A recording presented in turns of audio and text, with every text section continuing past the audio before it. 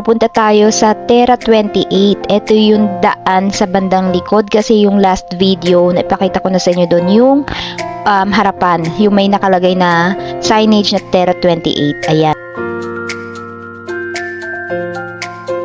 So, pag dito kayo galing, ang una nyong makikita ay itong area na to na merong seesaw.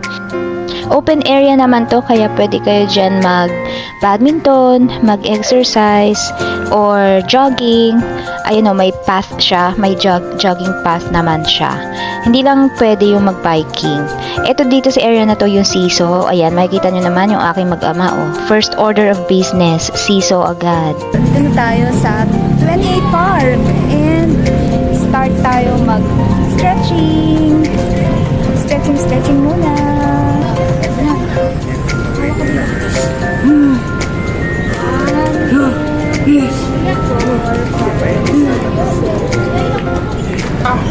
Ja, dit is zo. Deze. Ja. Ayan, tapos na tayo mag-stretching, kaya lipat na tayo dun sa may McDonald's Play Street. Dun tayo mag-bowling, badminton, at saka syempre, jumping rope. Lalabas lang tayo ng Terra 28 Park, tapos diretso lang tayo ng lakad hanggang doon sa may kanto, tapos kanan tayo dyan. Eto, pakita ko sa inyo ha. Tapos makikita nyo na dyan yung may McDonald's Play Street na logo.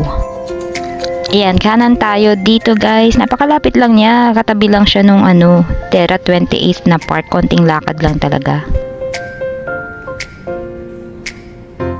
Ayun na guys, sa di kalayuan makikita nyo na yung McDonald's na logo. Hi McDonald's, baka naman.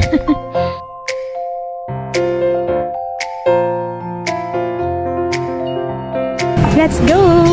Dito lang po yan sa may McDonald's Play Street. Tuwan-tuwa siya. Bowling kayo. Ako ni mo yung bola sa daddy. Dali bowling. Throw mo yung ball.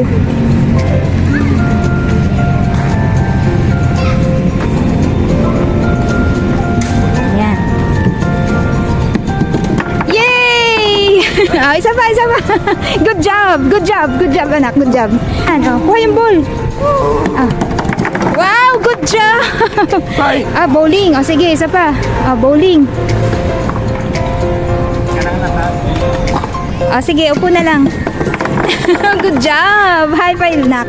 High five. Nagustuhan niya, bowling. Marami pa yan dun sa dulo, pero ibang games naman. Yan, dito lang yan sa may, ayan, meron ding hula hoop. Dito lang yan sa may Play Street. Ayan, tapos dito banda, merong mga ito.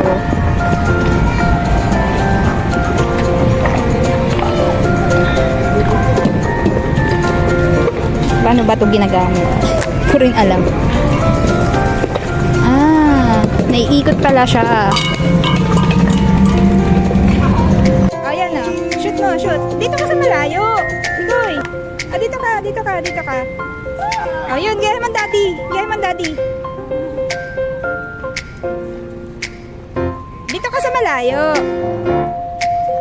Yan. Shoot. Isa pa.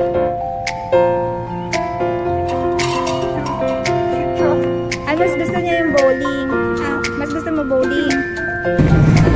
Tapos dito meron pang mga blocks. Yan.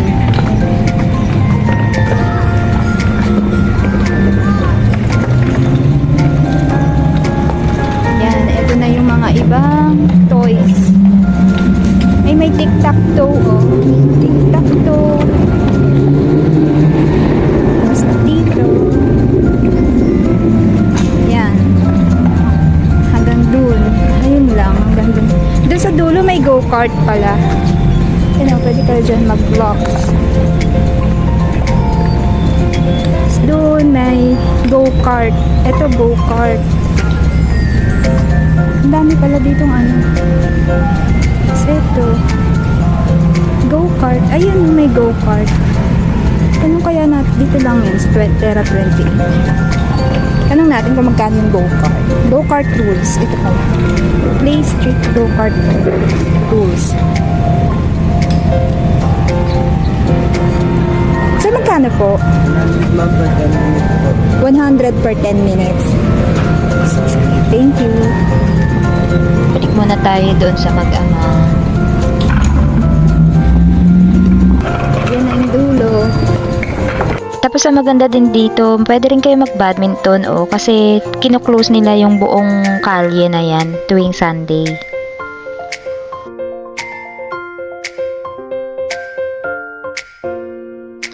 Bukod sa madami siyang puno sa paligid, no, madilim din siya. Kasi kung papansin nyo, ang tataas ng mga building na nasa paligid niyan. So, hindi talaga siya na anuhan ng araw, nasisikatan masyado ng araw kasi binablock ng mga matataas na building na yan. Kaya, ayos na ayos mag-badminton dyan or kung ano mga outdoor activity ang gusto nyong gawin. Kasi yung side dyan, yan na din yung 28th Terra Park.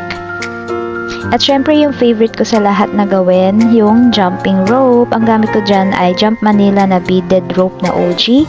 And napakagandang exercise sa katawan ng jumping rope, no? Hindi lang physically, hindi lang for cardio, maganda rin siya for mental health. Kaya ito talaga yung number 1 na marerecommend ko kung gusto nyo na magkaroon ng outdoor activity na makakatulong sa inyong well-being. Napaka-holistic niya, lalo na sa mental health. Okay na okay yung punta namin today kasi nakabuo ako ng mga jump rope sequence and mga routines. Pag gantong mga outdoor namin, no, may mga times talaga na nagme-meltdown yung aming Junakis, kagaya nito, oh. So, kapag mga ganyan, pag hindi na namin siya matame, uwi na lang tayo. Ayan. So, inayos lang namin yung mga gamit namin, tapos uwi na. Uwi na kami. Bye-bye!